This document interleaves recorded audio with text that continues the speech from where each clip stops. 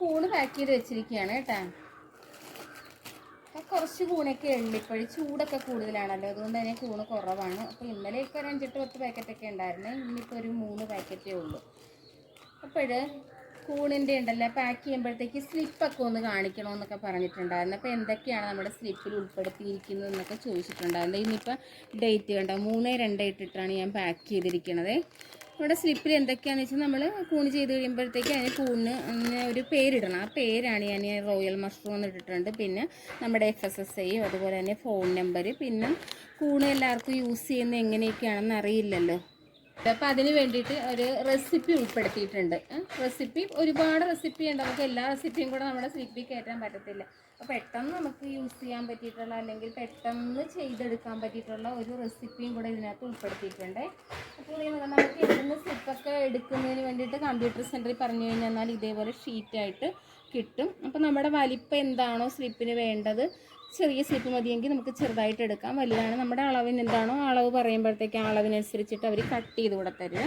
അപ്പോൾ ചില സെൻറ്ററുകാരങ്ങനെ കട്ട് ചെയ്ത് തരത്തില്ല, അപ്പോൾ നമ്മൾ വീട്ടിൽ തന്നെ അത് കട്ട് ചെയ്തെടുക്കണം. അത് ഇച്ചിരി ബുദ്ധിമുട്ടാണ്. അപ്പോൾ അതുകൊണ്ട് ഞാൻ ഇതുപോലത്തെ സ്ലിപ്പ് എടുക്കും. ഇതിന് എനിക്ക് 18 സ്ലിപ്പാണ് കിട്ടുക. ചെറുതെടുത്താൽ എണ്ണം കൂട്ടി കിട്ടും, വലുതാക്കി കഴിഞ്ഞാൽ എണ്ണം കുറയുകയും ചെയ്യും. ഇനി വേറൊരു കാര്യം, ഞാനുണ്ടല്ലോ നമ്മുടെ ഒരു സീക്രട്ട് കാണിച്ചു തരാം കേട്ടോ. സീക്രട്ട് അല്ല, നമ്മുടെ പറമ്പിൽ ഉണ്ടായിട്ടുള്ള ഒരു കൂണ് കാണിച്ചു തരാം. വാ.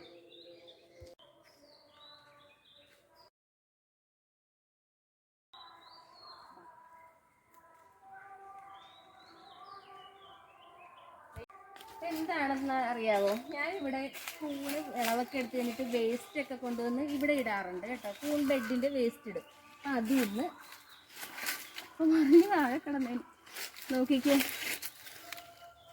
ഞാൻ കൃഷി ചെയ്യണ അതേ കൂണ് തന്നെയാണ് കേട്ടോ ഇത്. അതായത് ഓയിസ്റ്റർ മഷ്റൂമാണ്, തെങ്ങിൻ്റെ തടിയിലുണ്ടായതാണ്. ഇത് കണ്ടോ,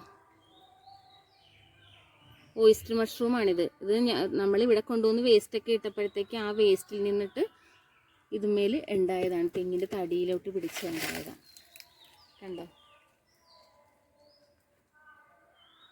ഇത് നമ്മൾ അകത്ത് കൃഷി ചെയ്യുന്ന ഇത്രയും വലിയ ഗുണം ഉണ്ടാകത്തുമില്ല. ഇത് വെറുതെ ഇങ്ങനെ പറമ്പിലായപ്പോഴത്തേക്ക് ഒരു ലീഫ് തന്നെ ഇത്രയും വലുതായിട്ട് വന്നു.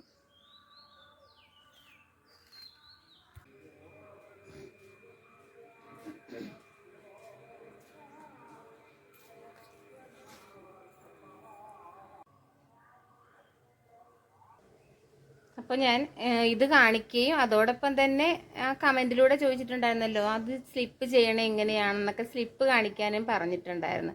അപ്പോൾ അതുങ്ങൾക്ക് സ്ലിപ്പ് ഇനി കൂൺകൃഷിയൊക്കെ ചെയ്യുന്നവരാണെങ്കിൽ അത് ചെയ്യാനൊരു പ്രചോദനം കൂടെ ആയിക്കോട്ടെ എന്ന് കൂടെ വിചാരിച്ചിട്ടാണ് ഞാൻ പിന്നെ ഇപ്പം ഇത് കാണിക്കുകയും അതോടൊപ്പം സ്ലിപ്പ് കാണിക്കുകയൊക്കെ ചെയ്തിട്ടുള്ളത്. പിന്നെ പറയുകയാണ്, കൂൺകൃഷി തുടങ്ങാനാണ് ഉദ്ദേശിക്കണമെങ്കിൽ ഈ ക്ലൈമറ്റിൽ തുടങ്ങാതിരിക്കുന്നതാണ് നല്ലത്.